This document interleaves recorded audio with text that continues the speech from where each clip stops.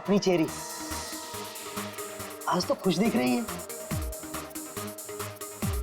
Cherry को छोड़, वो आदमी कहाँ है?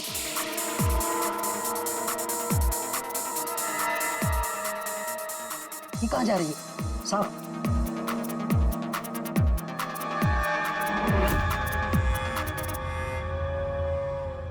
साहब, यही है चेरी का मर्द।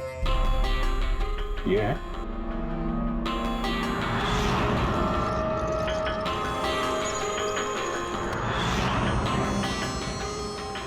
दो दिन पहले इसको हार्ट अटैक आया था।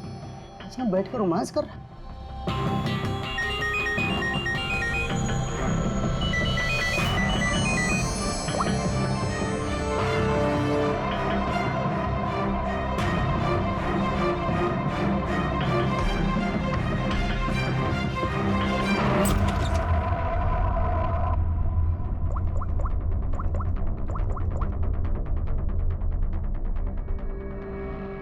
देख, मैंने काम पूरा किया ना बॉस, तो पूरा पैसा ही बनता।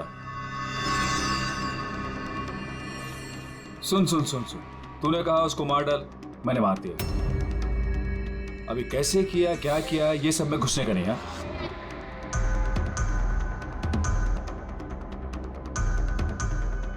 देख देख देख देख, अभी मेरे को ये बता, मेरे को पैसा लेने किधर आने का है बस, ठीक है? कल सुबह 10 बजे, ठीक है?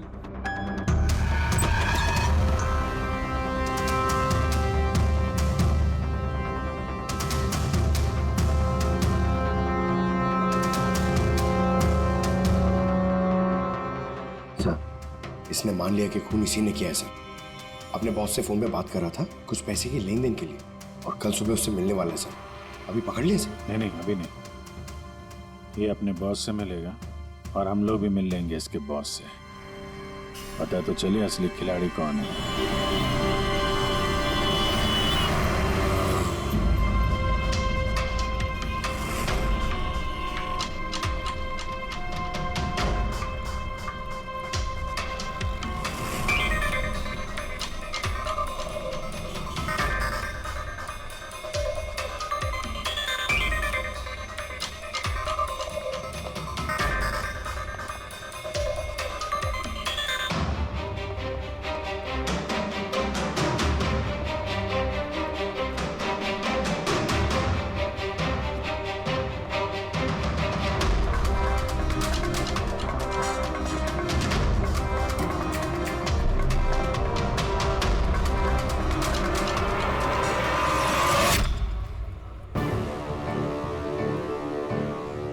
ये करने क्या आया है यहाँ पे?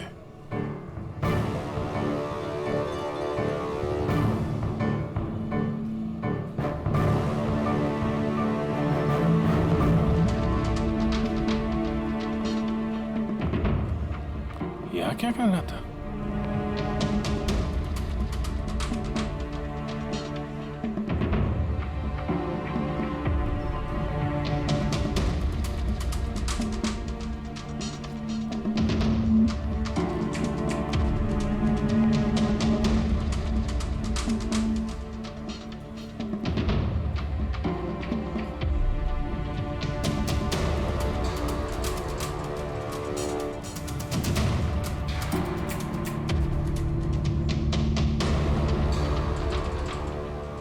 आया था तो खा लिया, तो अभी बैग लेके जा रहा है। बॉस तो बहुत चालाक निकला।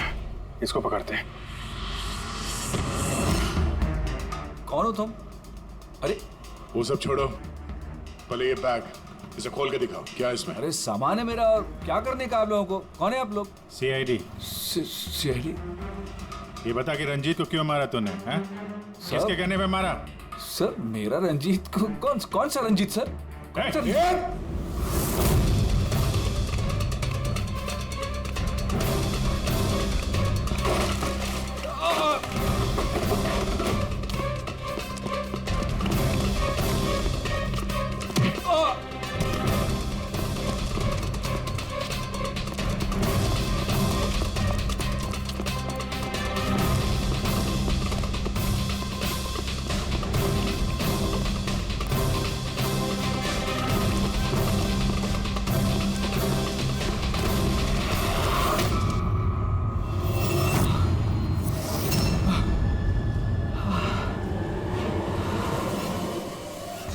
सर मैंने कुछ नहीं किया सर मैंने कुछ नहीं किया सर। नहीं, फोन पे तो अपना गुनाह कबूल कर चुके हो, अब जरा हमें भी बता दो। सर मैंने कोई गुनाह नहीं किया सर फोन पे सर झूठ बोला था सर, मैंने फोन पे सच बोल रहा सर। पहले झूठ बोल रहे थे कि अब झूठ बोल रहे हो? सर अभी मैं बिल्कुल सच बोल रहा हूँ आपके सामने सर मैंने कुछ नहीं किया सर, कुछ नहीं किया सर। तो वो झूठा हार्ट अटैक का बहाना करके हॉस्पिटल में भर्ती क्यों हुआ था?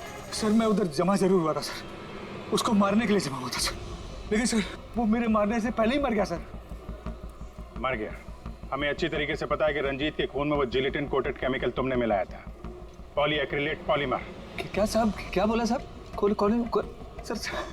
सर क्या बोल रहे हो सर इतनी बड़ा नाम अगर याद कर पाता सर तो मैं डॉक्टर नहीं बनाता सर मैं ना सर 8वीं फेल हूँ सर, 8वीं फेल सर ये किलोमीटर पॉली क्या बोल रहे हो साहब, मेरे को नहीं मालूम है सर मैं उधर था, मौका मिलते ही मैं उसका गला बिला दबा के चाकू भी के अंदर करके उसको, लेकिन सर मौका ही नहीं मिला सर मौका ही नहीं मिला। वो भर्ती हो गया सर उधर, किधर जो चीर फाड़ क्या वो सर ऑपरेशन होता है ना कमरे में सर, वो उधर भर्ती हो गया सर तो सुबह न्यूज आया सर, वो निकल लिया सर सच बोल रहा हूँ सर नहीं तो मेरी चेहरे से पूछ लो सर। अच्छा, तो फिर ये इतने सारे पैसे और वो फोन कॉल? सर मेरे को एक आदमी ने फोन करके कहा वो मेरे को पैसा देगा, आधा काम होने से पहले पैसा देगा और आधा काम होने के बाद सर लेकिन वो मेरे मारने से पहले ही सर खुद ही मर गया सर वो। तो मेरे को लगा सर काय को अपना नुकसान करूं मैं सर, मैंने पार्टी को झूठ बोला सर। झूठ? हाँ, हॉस्पिटल में 4 से 5 बजे के बीच रंजीत के कमरे में तुम ही गए थे ना, डॉक्टर के बेस में? सर गया था सर पूरी रात लोगों का आना जाना चालू था सर उधर, सुबह 4-5 बजे सर थोड़ा शांति माहौल हुआ सर, तो मैं डॉक्टर का वो इधर लगाते सर मास्क और कोट बीट पहन के सर गया सर। मैं जैसे ही इसको मारने वाला था ना उधर आंटी चक गई सर। क्या बात है डॉक्टर? मेरे को असली का डॉक्टर समझे, मेरे से सवाल जवाब करने लगा, मैं डर गया सर, मैं क्या जवाब देता सर उसको, तो मैं वहां से भाग गया, सच बोल रहा हूँ सर मैं भाग गया वहां से। वो कॉन्ट्रैक्ट किसने दिया था तुझे? सर मेरे को उसका नाम पता नहीं मालूम है सर, कोई क्या सर प्राइवेट नंबर कुछ सर ऐसा किसी से फोन करता है सर, वो पहले भी उसने यही ऐसे ही पैसा दिया था सर, और ये वाला भी सर ऐसे ही जो सर सच बोल रहा हूँ सर सच बोल रहा हूँ सर।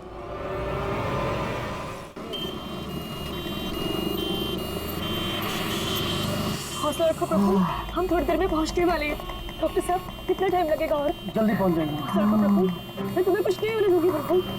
ये अपराधी लोग हैं ना, कुछ भी बहाने बनाते हैं, हार्ट अटैक हो गया ताकि बस कानूनी कार्रवाई ना। पता है ये मामला है वैसे भी हॉस्पिटल के मालिक का, डॉक्टर रंजीत ही है ना।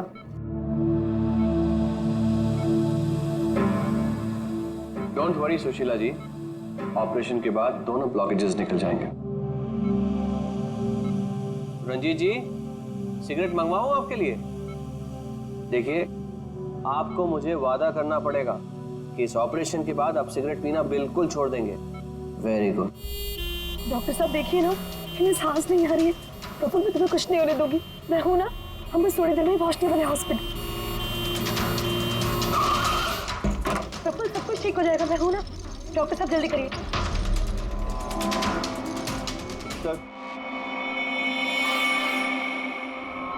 सर बाहर मीडिया वाले जाने को तैयार ही नहीं हो रहे, उनको लग रहा है ये सर्जरी ये सब कुछ एक नाटक है। क्या? अच्छा तुम एक काम करो, पैथोलॉजी लैब असिस्टेंट संजीव से रंजीत जी की रिपोर्ट मंगवाओ। सर मैंने रिपोर्ट्स के लिए बोला हुआ है, बस वो आ ही रही है। देखिए आप लोग शांत हो जाइए, ये डॉक्टर कमलेश है और यही डॉक्टर रंजीत का ऑपरेशन करने वाले हैं। डॉक्टर कमलेश, क्या ये हार्ट अटैक असली है या फिर इंक्वायरी से बचने का कोई नाटक? देखिए, मैंने डॉक्टर रंजीत को खुद चेक किया, उनकी हालत बहुत ही नाजुक है, अगर उनका ऑपरेशन ऐन वक्त पे नहीं हुआ तो उनका बचना नामुमकिन। You understand that? लेकिन ऑर्गन ट्रांसप्लांट रैकेट में नाम आने के बाद ही ये हार्ट अटैक आया, कोई महज इत्तेफाक तो नहीं हो सकता। देखिए, हार्ट अटैक उस केस से पहले आया या उस केस के बाद में, ये मैं नहीं जानता। मैं बस इतना जानता हूँ कि यहाँ पे कोई नाटक, कोई ड्रामा नहीं चल रहा है। हम तो ये भी जानते हैं कि कई सालों से आप मिस्टर रंजीत के दोस्त भी हैं। आप लोग क्या कहने की कोशिश कर रहे हैं? हाँ, मिस्टर रंजीत और हम दोस्त हैं, करेक्ट, लेकिन मिस्टर रंजीत अगर किसी रैकेट में शामिल है या नहीं है तो उससे मेरा कोई लेना देना नहीं है। मैं बस इतना जानता हूँ कि यहाँ पर कोई नाटक नहीं चल रहा है, कोई ड्रामा नहीं चल रहा है। सर ये लीजिए। लाइए, ये देखिए, ये है उस बात का सबूत, ये है उनका लिपिड प्रोफाइल टेस्ट। देखिए, ये उनके कोलेस्ट्रॉल कफ के बढ़ते लेवल, ये उनके ट्राइग्लिसराइड। देखिए ये है उनके दिल का स्कैन। ये देखिए यहाँ पे साफ साफ दिख रहा है कि उनके जो 2 मेन आर्टरीज है वो लगभग पूरी तरह से ब्लॉक हैं। उनका साफ होना बहुत जरूरी है। मैं बस वही करने की कोशिश कर रहा हूँ। कल सुबह उनका ऑपरेशन है और आप लोगों को जो भी सवाल पूछते हैं ना, उनके ऑपरेशन के बाद, उनके होश में आने के बाद उनसे पूछ ली। Thank you very much.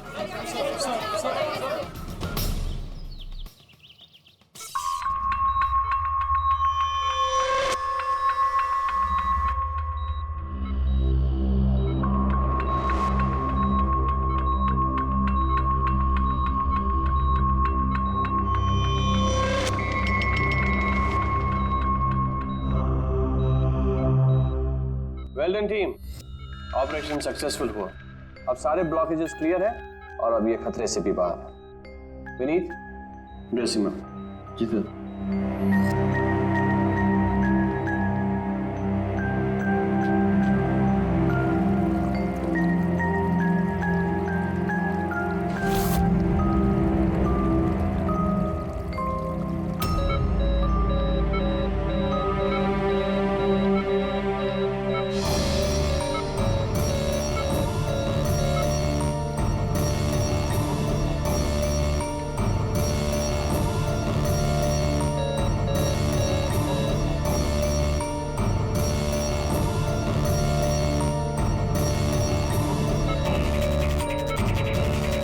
Sir इन्हें हार्ट अटैक आया है।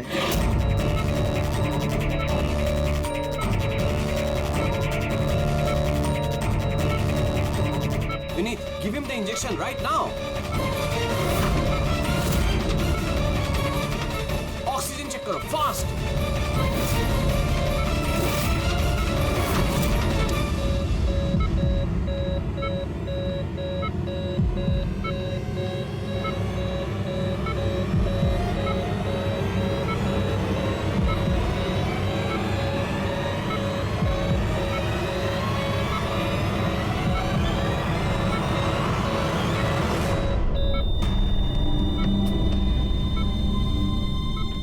ये कैसे हो गया? हम इन्हें बचा ना पाए।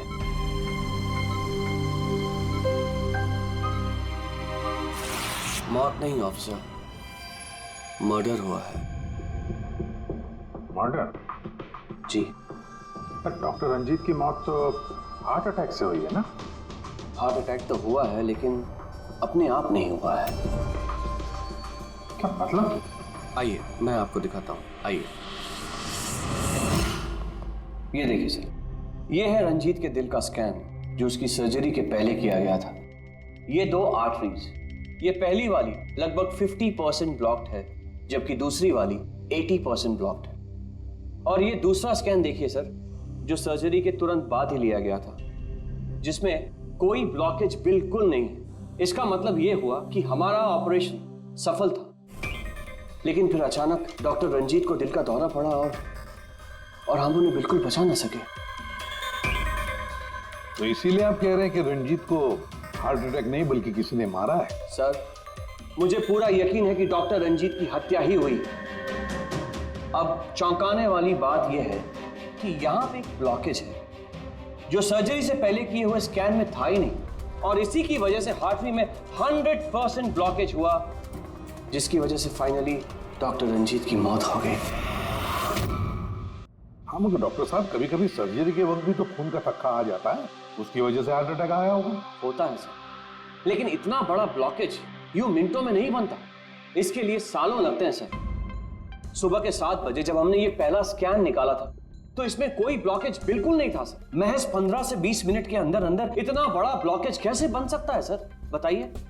डॉक्टर साहब, क्या कोई ऐसे किसी की आर्टरी ब्लॉक कर सकता है? किसी ने कैसे ऐसा किया होगा ये तो मुझे भी नहीं पता। वो हम पता लगा लेंगे डॉक्टर साहब, लेकिन आप सिर्फ इतना बताइए, किसने किया होगा, ये कौन कर सकता है, बताइए। मुझे नहीं लगता कि रंजीत जैसे भले आदमी के साथ ऐसा कोई कर सकता है। और सब जहां तक हमें मालूम है, डॉक्टर रंजीत वही है ना जिनके ऊपर ऑर्गन ट्रांसप्लांट के मामले में गड़बड़ी करने का केस चल रहा है? हाँ चल रहा है, लेकिन उसके बारे में मुझे कोई जानकारी नहीं। चलो, thank you doctor. Abhijit, body को फोरेंसिक लैब भेज दो और डॉक्टर साळुंखे को पूरी बात डिटेल में बता देना। Very interesting. I know. Boss, boss doctor Kamlesh का शक एकदम सही था। रंजीत का खून ही हुआ है, उसकी आर्टरीज में ब्लॉकेज था नहीं, ब्लॉकेज करवाया गया। ब्लॉकेज करवाया गया मतलब? बहुत चौंकाने वाली बात है। क्या कुछ नई बात बताया आप? नई बात बताता हूँ, आइए। ये देखो बॉस, ये इंसान का दिल है और ये है वो ब्लड वेसल्स, आर्टरीज, जिनकी वजह से दिल में खून आता जाता है। अब ये आर्टरीज दो तरीके से ब्लॉक हो सकती है बॉस। या तो खून में कोलेस्ट्रॉल की मात्रा ज्यादा हो जाए और आर्टरीज में प्लाक जमा हो जाए। ये देखो इसका क्रॉस सेक्शन, ये प्लाक इकट्ठा हो गया, प्लाक इकट्ठा हो गया है और आर्टरीज ब्लॉक हो गई। दूसरी वजह, किसी भी कारण से खून का थक्का जम जाए और आर्टरीज को ब्लॉक कर दे। अब इसकी सर्जरी में ये जो दो ब्लॉकेजेस थे, ये तो सर्जरी के दौरान क्लियर हुए थे, ठीक है, लेकिन फिर भी इसकी मौत हुई हार्ट अटैक की वजह से ही हुई। और वो है ये तीसरा आर्टरी का ब्लॉक, जिसकी वजह से हार्ट अटैक हुआ। और इस ब्लॉक की कोई और ही वजह है। ब्लॉक की वजह कुछ और है मतलब? इसकी वजह है पॉलीएक्रिलेट पॉलीमर। Polyacrylate polymer? ये कोई खतरनाक केमिकल है क्या? नहीं रेड्डी सर, ये केमिकल तो ऑलमोस्ट हर घर में मौजूद होता है। मैं दिखाती हूँ आपको। ये डायपर देख रहे हैं? ये केमिकल हर डायपर और सैनिटरी नैपकिन के अंदर होता है और इसका काम है किसी भी लिक्विड या तरल पदार्थ को जेल में बदलना।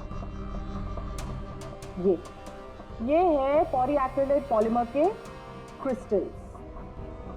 अब मैं इसको इसके ऊपर पानी डालती हूँ।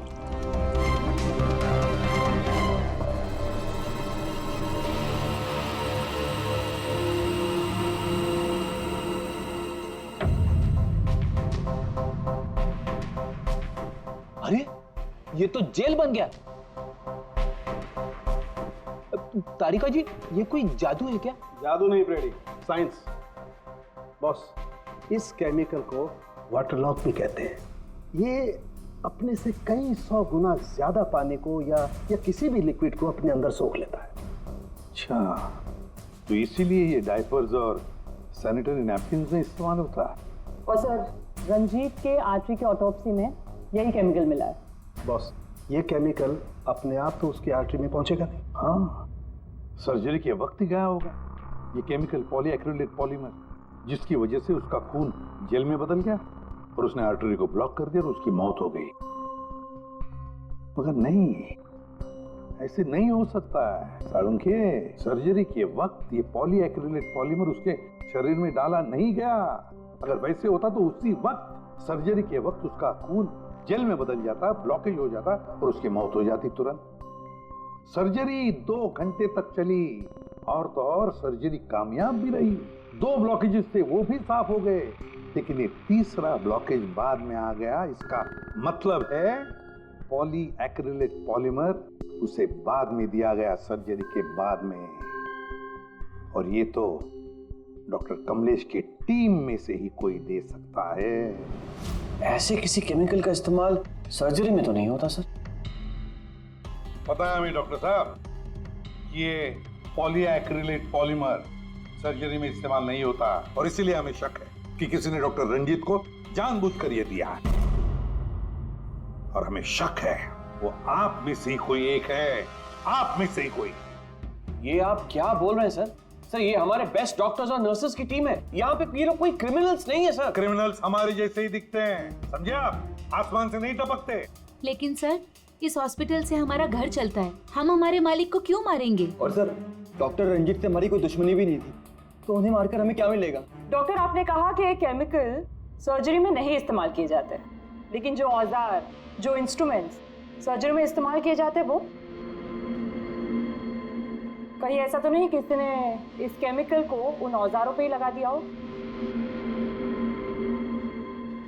ऑपरेशन के वक्त आप लोगों ने कौन कौन से इंस्ट्रूमेंट यूज किए थे?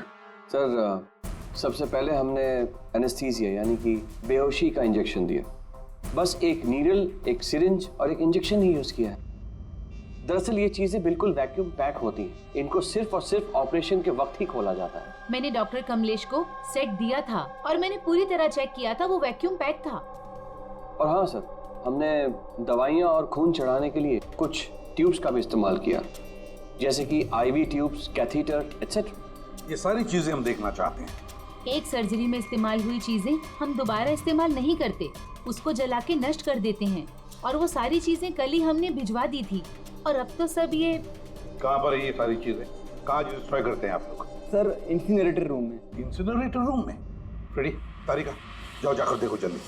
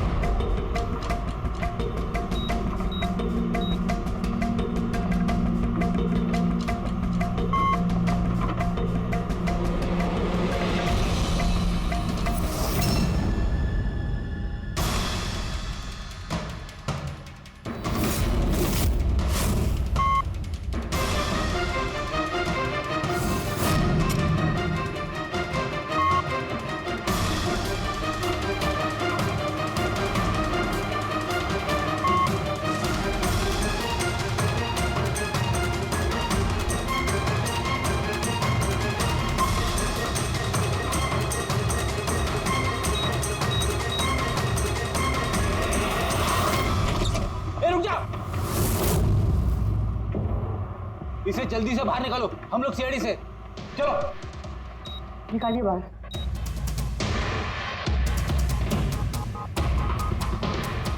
मैं इसे इमीडिएटली चेक करके आपको बताती हूँ। हाँ?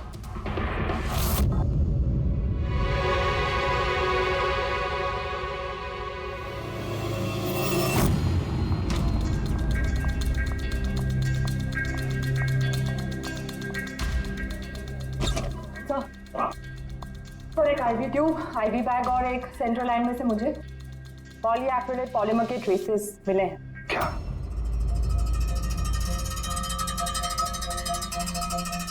क्यों डॉक्टर साहब, किसने डॉक्टर रंजीत को IV ट्यूब और IV बैग लगाई थी? डॉक्टर नीतू ने। जी सर, मैंने ही उनको सेंट्रल IV लाइन लगाई थी, पर मुझे नहीं पता कि उसमें वो केमिकल कैसे आया। आपको नहीं पता तो किसको पता है? उस ट्यूब में हमें केमिकल के ट्रेसेस मिले हैं, वो ट्यूब आपने लगाई थी। देखो डॉक्टर नीतू, क्यों किया तुमने ये? क्यों किया? सर आप प्लीज मेरा विश्वास कीजिए, मैंने ऐसा कुछ नहीं किया है। और मैं ऐसा क्यों करूँगी सर? सर मैं एक गोल्ड मेडलिस्ट स्टूडेंट हूँ, डॉक्टर बनना मेरा सपना था और ये मेरी पहली जॉब है। रंजीत सर को मार के मुझे क्या मिलेगा सर? ACP सर, मैं आपसे हाथ जोड़कर विनती करता हूँ कि प्लीज आप हम में से किसी पे शक मत कीजिए। हम में से ऐसा कोई नहीं कर सकता। आप खुद ही सोचिए, अगर हम में से किसी ने भी ऐसा किया होता तो हम खुद आपको यहाँ क्यों बुलाते? बस वो केमिकल IV ट्यूब और IV बैग में से मिला है और वो डॉक्टर नीतू ने लगाया था। अगर डॉक्टर नीतू ने नहीं लगाया तो फिर और किसने लगाया? है कोई जवाब?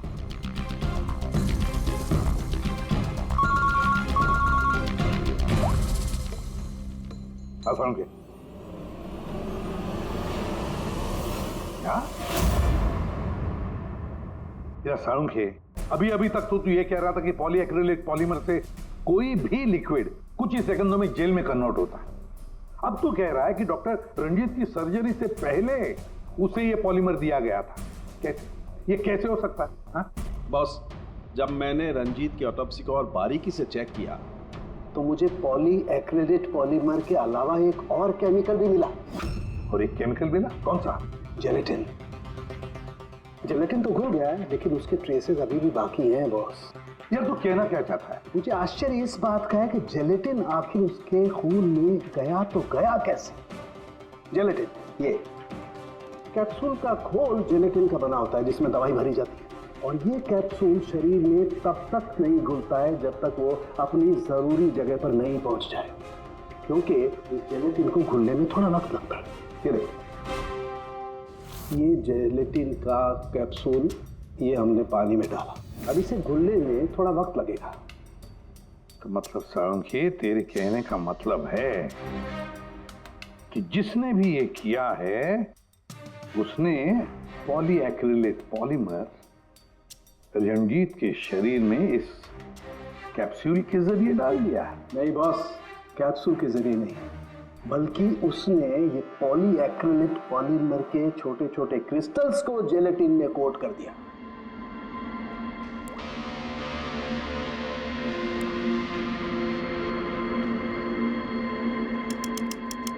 वो नहीं चाहता था कि ये केमिकल तब तक डिसॉल्व हो जब तक वो दिल में नहीं पहुंच जाए। उसे सब कुछ पता था, जेलेटिन के घुलने का वक्त, केमिकल के दिल तक पहुंचने का वक्त, सब कुछ जानता था वो। इसीलिए उसने बहुत होशियारी के साथ ये प्लान बनाया और कामयाब भी हो गया। इसीलिए आपको लग रहा है कि ये काम ऑपरेशन थिएटर में नहीं हुआ है? हाँ सर, तो हमारे कैलकुलेशन के हिसाब से ये केमिकल सुबह 4 से 5 बजे के बीच रंजीत के आईवी ट्यूब या सेंट्रल लाइन में डाला गया था, जबकि ऑपरेशन हुआ 7 बजे। फिर पता लगाते हैं सुबह 4 और 5 बजे के बीच कौन गया था डॉक्टर रंजीत के रूम में। सर उस वक्त मैं घर पे था। और आपकी टीम? सर सुबह 6 बजे से पहले हमें से कोई हॉस्पिटल नहीं आया और सुबह 6:30 बजे मेरी टीम सर्जरी के लिए रंजीत के वार्ड में गई। वैसे रंजीत ऑर्गन ट्रांसप्लांट के रैकेट में फंसा था सर, तो जाहिर सी बात है कि उसके कुछ दुश्मन भी होंगे। तो ये सारा मामला इलीगल ऑर्गन ट्रांसप्लांट का ही है? हाँ सर, मुझे इसके बारे में तो ज़्यादा जानकारी नहीं है, लेकिन लोगों ने कंप्लेन की है कि रंजीत ऑर्गन ट्रांसप्लांट की लिस्ट में धांधली किया करता था सर। कैसी लिस्ट? जब भी किसी मरीज को अपने शरीर का अंग बदलना होता, उसे ज़रूरत होती एक ऐसे डोनर की जिससे वो अंग लिया जा सके। कई बार ऐसे मरीज महीनों, यहाँ तक कि सालों साल भी डोनर का इंतजार करते हैं।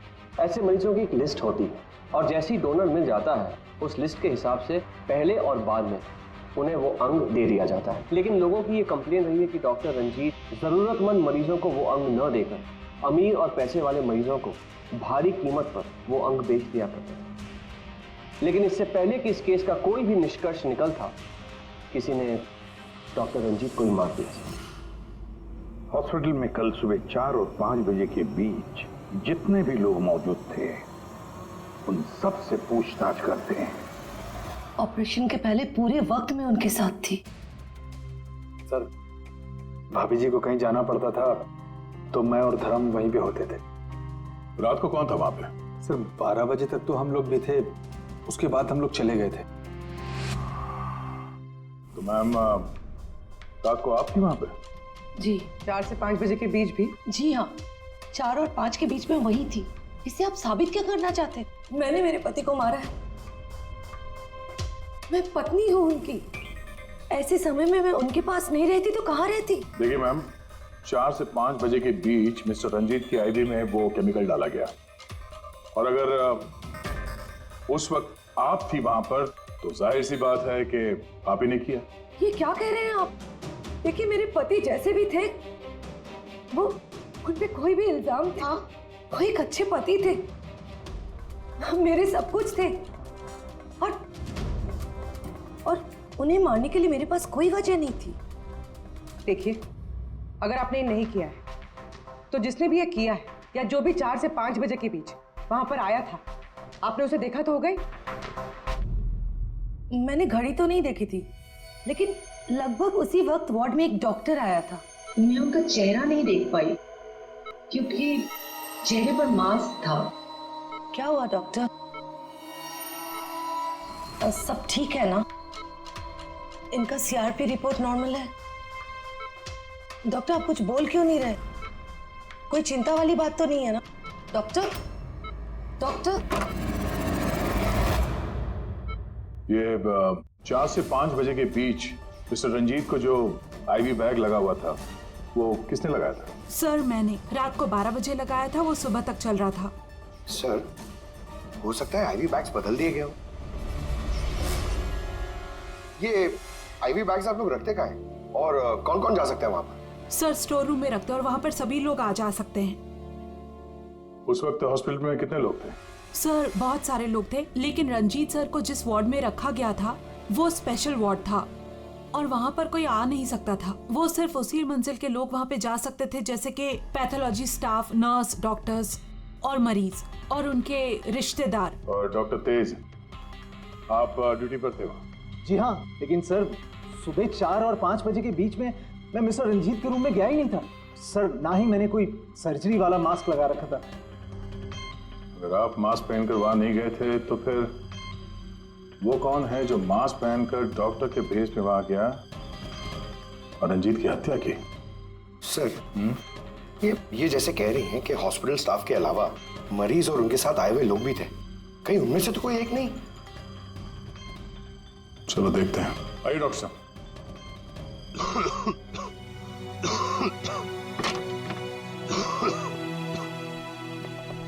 सर इस वार्ड में वो मरीज हैं जो कल भी एडमिट थे।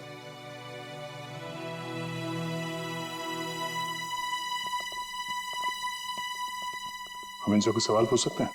पूछ सकते हैं सर, लेकिन इनमें से कोई भी ऐसा नहीं है जो खुद चलकर उस वार्ड तक जा सके। खुद नहीं जा सकता, लेकिन कोई तो होगा जिसने उस खूनी को देखा।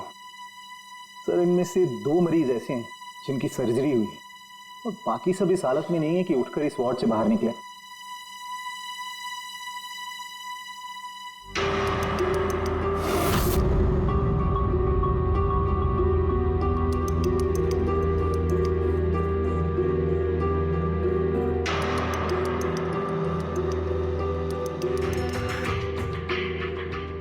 बस इतने ही मरीज हैं, इनके अलावा कोई और? मतलब कोई ऐसा जो कल यहाँ पर था मगर अभी नहीं? हाँ सर, एक आदमी था जो मिस्टर रंजीत की सर्जरी से एक रात पहले आया। उसे सीने में दर्द की प्रॉब्लम थी। हम लोगों ने सारे टेस्ट किए लेकिन सारी रिपोर्ट नॉर्मल आई सर। हौसला रखो प्रफुल्ल, सब कुछ ठीक हो जाएगा। मर गया डॉक्टर साहब अभी आते ही होंगे। बुलाओ डॉक्टर। हौसला रखो ना, हौसला रखो। डॉक्टर साहब देखिए ना, इतना दर्द हो रहा है। डॉक्टर मैं चेक कर लेता हूँ। बहुत दर्द है डॉक्टर। देखिए ईसीजी एंजियोग्राम सब नॉर्मल है। मुझे नहीं लगता इन्हें कोई हार्ट की प्रॉब्लम है। मुझे लगता है इन्हें गैस की प्रॉब्लम है। मैं कुछ दवाइयाँ लिख देता हूँ, आप इन्हें घर ले जा सकते हैं। घर? नहीं डॉक्टर साहब, मैं कोई रिस्क नहीं लेना चाहती। आप कम से कम रात भर तो इन्हें यहाँ रहने दीजिए ना। देखिए मुझे नहीं लगता इसकी जरूरत है, लेकिन अगर आप फिर भी कहती हैं नर्स, इन्हें एडमिट कर दीजिए। Don't worry, he will be okay. Praful hospital से डिस्चार्ज कब हुआ?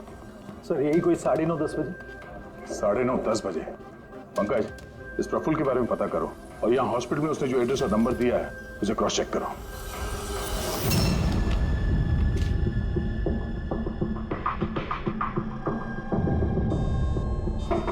सर।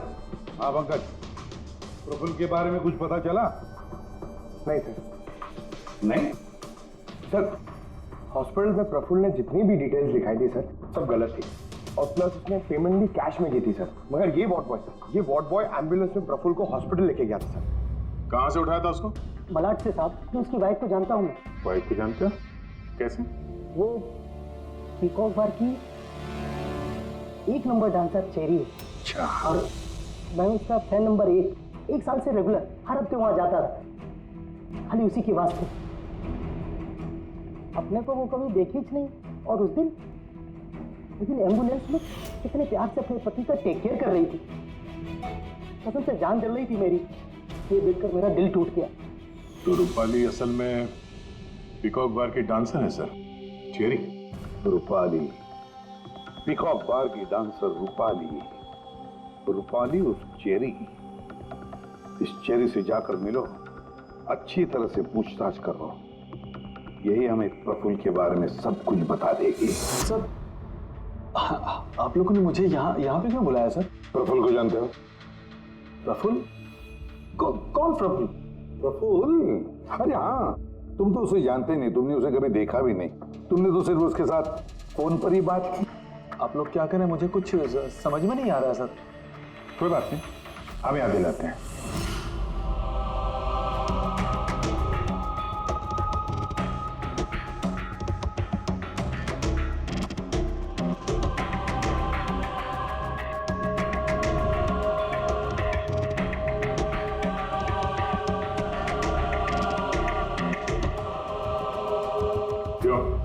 अभी भी कुछ कहना है तुम्हें? तो गगन जी बताइए, अभी क्यों मारना चाहते थे तुम रंजीत को? बताओ जल्दी। सर रंजीत साहब के साथ उस किडनी रैकेट में मैं भी था। लेकिन सर धांधली मैंने नहीं की है सर। मैं तो सिर्फ रंजीत साहब को बड़ी बड़ी पार्टियां लाकर देता था। बाकी सब तो वही किया करते थे। सर, जब ये केस हो गया तो मुझे पता था कि फंसने पर रंजीत साहब सारा दोष मेरे सर पे मर देंगे। इसी से बचने के लिए मैंने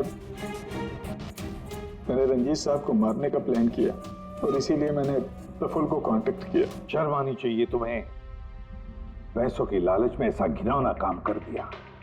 तुम्हें तो कड़ी से कड़ी सजा होगी, समझे? कड़ी से कड़ी सजा। ले जाओ इसे पंकज। सर, हम तो घूम फिर के वहीं आ गए। प्रफुल्ल ने हमें बताया कि उसने रंजीत को नहीं मारा, तो फिर किसने किया होगा? ये प्रफुल्ल जरूर हमसे कुछ छुपा रहा है, कुछ तो छुपा रहा है ये प्रफुल्ल।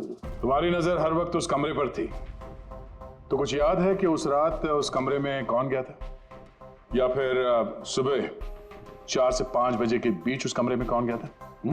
साहब, उस रात रंजीत साहब के कमरे में बहुत सारे लोगों का आना जाना लगा था और मैं तो इस मौके का इंतजार कर रहा था कि कोई ना हो और मैं अपना काम। सब 4-5 बजे के बीच स्टाफ के सारे लोग चले गए।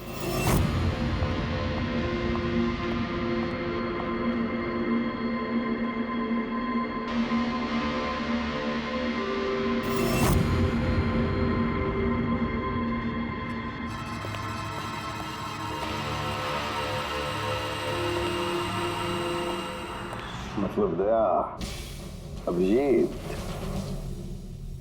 खूनी वही है।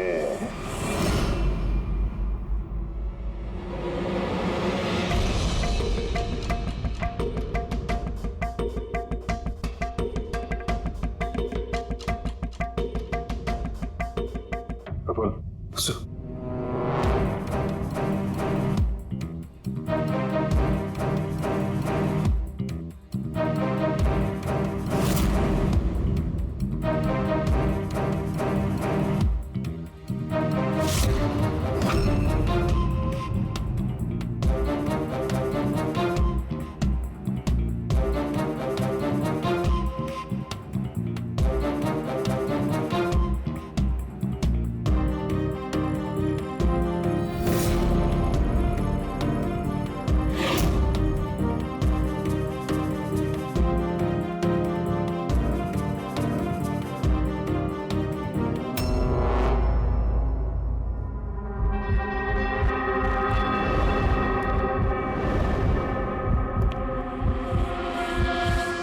Pathology lab assistant Sanjeev.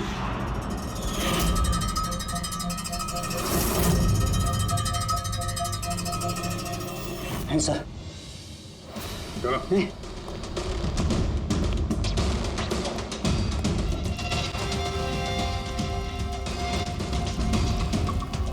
बताओ सब कुछ, सच सच बताओ जल्दी। हाँ सर, ये सब कुछ मैंने ही किया है। मैंने उस पॉलीमर को वो सेंट्रल लाइन में डाला था ताकि वो मर भी जाए और किसी को शक तक ना हो।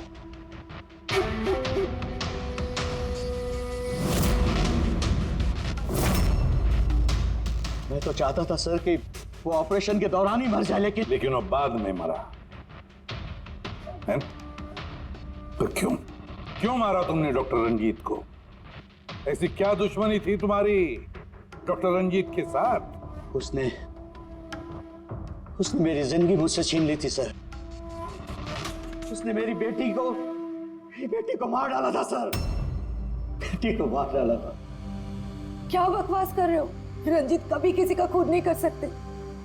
ऐसा मुझे भी लगा था। मैंने 15 साल इस अस्पताल में ईमानदारी से सेवा की और अचानक एक दिन मुझे पता चलता है कि मेरी बेटी का बॉडी ऑर्गन फेल हो गया। उसकी जिंदगी के लिए नया बॉडी ऑर्गन का मिलना बहुत जरूरी था सर, और वो मिला भी। एक डोनर मिला सर, और कुछ ही दिनों में उससे नया बॉडी ऑर्गन डालने वाले थे। उसे नई जिंदगी मिलने वाली थी सर, नई जिंदगी।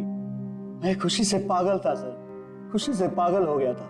सारी तैयारियां हो चुकी थी इसी अस्पताल में सर। ऑपरेशन भी होने वाला था,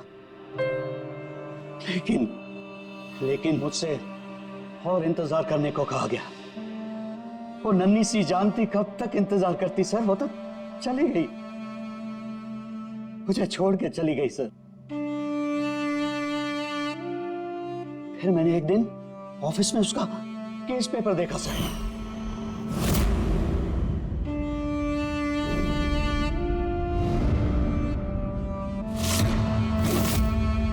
मुझे पता चला कि उसका बॉडी ऑर्गन तो मैच हो गया था सर, लेकिन मुझे झूठ कहा गया था कि मैच नहीं हो रहा है। झूठ कहा गया था सर, उसे चंद पैसों के लिए किसी और को दे दिया गया था सर।